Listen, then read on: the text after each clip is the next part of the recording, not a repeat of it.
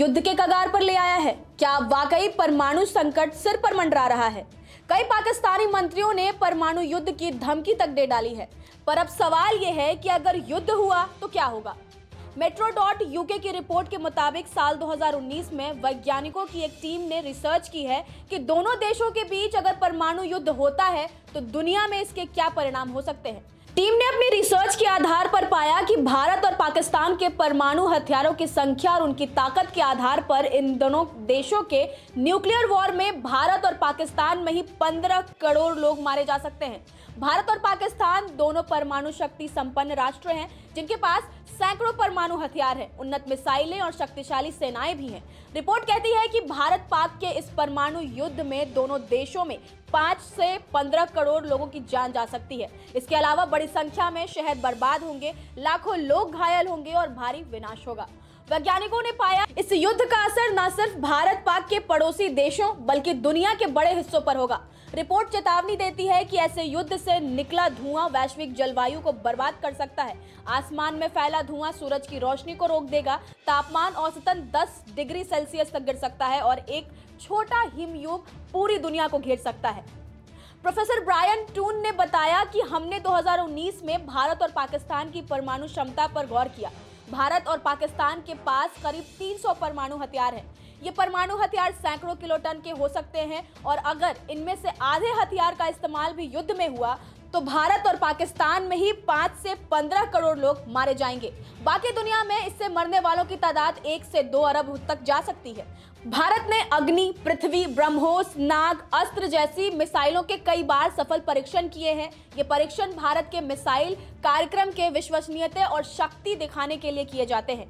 भारत ने अब तक किसी युद्ध या संघर्ष में अपनी मिसाइलों का इस्तेमाल हमला करने के लिए नहीं किया है। केवल परीक्षण, प्रदर्शन और रणनीतिक तैनाती में इनका उपयोग हुआ है। भारत का सिद्धांत नो फर्स्ट यूज यानी पहले परमाणु हमला नहीं करेंगे है, इसलिए मिसाइलें एक बचाव और जवाबी कार्रवाई की नीति के तहत रखी जाती हैं। वहीं अगर बात पाकिस्तान की करें तो पाकिस्तान ने अपने हाथ शाहीन, बाबर और नास्र मिसाइलों के कई बार टेस्ट और डेमोन्स्ट्रेशन किए हैं, लेकिन कभी किसी मिसाइल का असली युद्ध में उपयोग नहीं किया है। पाकिस्तान खास तौर पर फुल स्पेक्ट्रम डिफरेंस यानी हर स्तर पर परमाणु जवाब देने की क्षमता पर काम करता है, यानी छोटा या बड़ा हमला हर स्थिति के लिए तैयार। भारत और पाकिस्तान दोनों ने रक्षा क्षेत्र पर भारी खर्च किया है। भारत ने 1974 और 1998 में परमाणु परीक्षण किए और पाकिस्तान ने भी जल्द ही अपनी परमाणु ताकत का प्रदर्शन किया।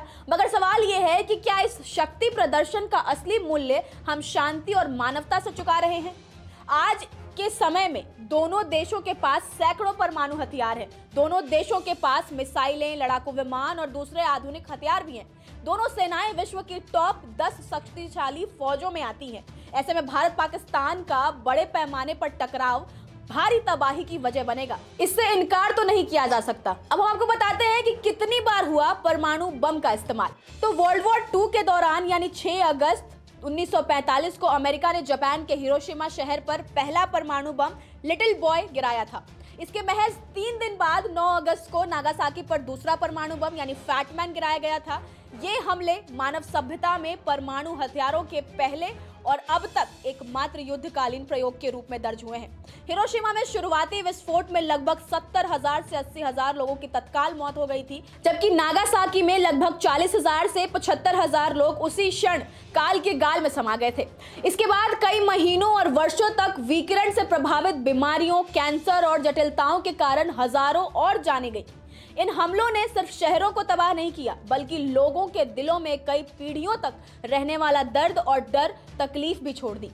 बमों से निकली खतरनाक विकिरण ने बच्चों से लेकर बुजुर्गों तक को बुरी तरह प्रभावित किया। जो लोग तुरंत विस्फोट से बच गए थे वो भी बाद में कैंसर, जन्म से जुड़ी बीमारियां और कई गंभीर स्वास्थ्य समस्याओं का शिकार हो गए। तो वैसे में सवाल यह है कि क्या भारत और पाकिस्तान फिर से युद्ध की कगार पर है? क्या पहलगाम का आतंकी हमला एक वैश्विक संकट की आहत है? फिलहाल आपका इस खबर पर क्या कुछ कहना है, कमेंट्स में जरूर बताएं। नमस्कार, मैं हूं मानक गुप्ता।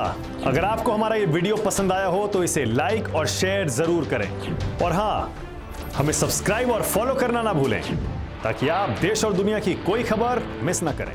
तो जुड़े रहिए हमारे साथ और देखते रहिए न्यूज़ 24।